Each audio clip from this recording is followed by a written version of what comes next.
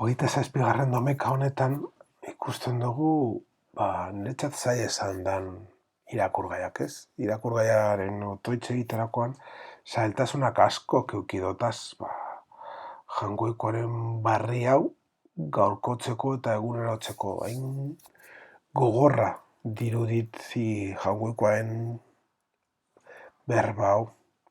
Baina bestetik be, ikusten dugu nolakoa izan dan kristauon berbie. Askotan pentsatzen dugu akatsak egiten dobenak beste batzuk dizela. Eta akatsak egiten dabezanien, haiek hartu behar dagoela ardura. Eta askotan, igual, irakurgai hauek beste momentu batzuetan entzuten dugunien, pentsatzen dugu, ze ondo etorriko jako besteari. Hauze da, hitz fine bestei esateko. Eta ez geuri esateko. Gaur be, esaldi hauek geuretzakoak dire. Eta horretarako sakondu behar dugu mesua. Mesua sakontzerakoan ikusi behar dugu nolakoa dan jangoikoaren maitasuna geure bizitzetan. Jangoikoaren maitasuna hartzen dugu eta bizitzen dugu. Baina maazti eta haiena bezala egin behar dugu. Maaztik lotuta ez badau, ez dauko bizirik. Egurre, maaztinen antzekoa da, baina ez dauko bizirik. Haien entzat bizia maaztetik etortzen dako. Horretako gauz dituta geuk be, maaztigaz lotura eukitzea, gu gara haienak. Eta maaztia da Kristo, eta bere eleiza. Eta horrezagatik, hain importantea da, elizkizunetan egotie. Domekako elizkizunean ez bagaoz, Jesuse Kristotik at gaoz. Gure bizitzan jangoikoaren irudia ez bagara, Jesu Kristotik at gaoz. Horrezagatik sakondu eta bizi behar dugu geure mesua era berezi honetan. Dano batuta egon behar gara. Etxegiaren erdiko arrie da Jesu Kristo. Naiz eta batzuentzat, naiz eta munduan entzat igual, jokoz kanpo dago, baina geuretzat hemen dago. Eta guk gauz deituta, hau bizitzeko, hau sakontzeko. Sakontzen ez badugu, ezin dugu gure kristautasuna bizitza ondo bizi.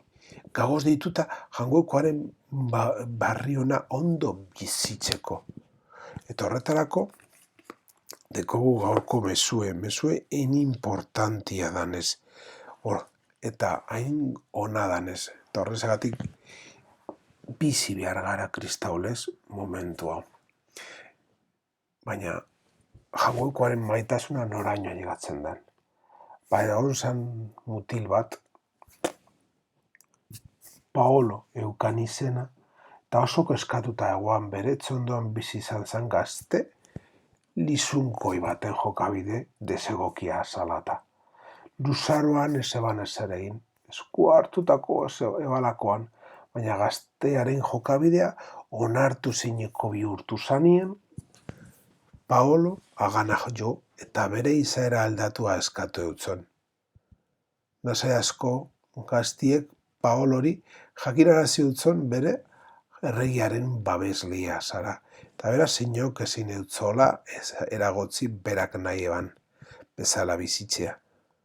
Paolok esan eutzon, ni pertsonalki kesatuko naz erregeagaz. Eta gaztiek erantzon eutzon, alperrik izango da.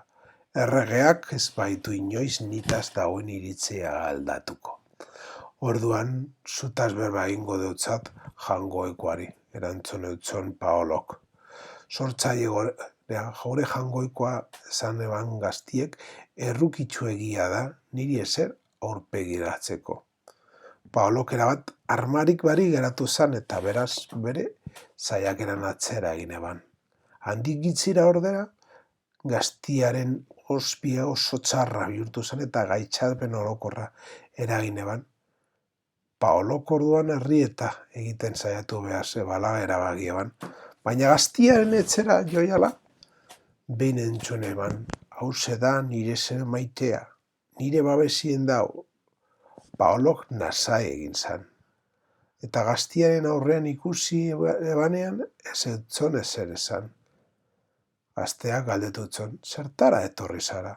Paolok erantzun utzon, herri eta egot egitera entornian, baina onantzani joala ahoz bat ikutzeko esan eustan. Bere seme sariala esanez.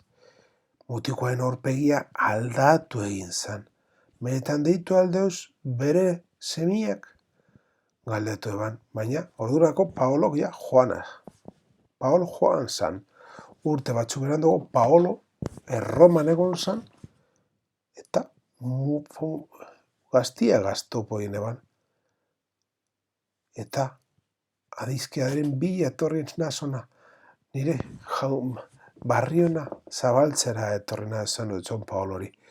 Eta hori esan da, pobreziagaz betera ebizi esan, eta Paolok esan dutzon, Francisco, benetan egin dozu, benetan jangoiko gaztopo egin dozu. Askotan, jangoikoaren errukitasunaren bidez, jangoiko gaz egiten dutu topo. Egun horretan, Frantzesko egin eban moduan. Gaur, Asiseko Frantziskoren eguna ospatzen dugu. Eta horregatik, hauze da gure ipuine.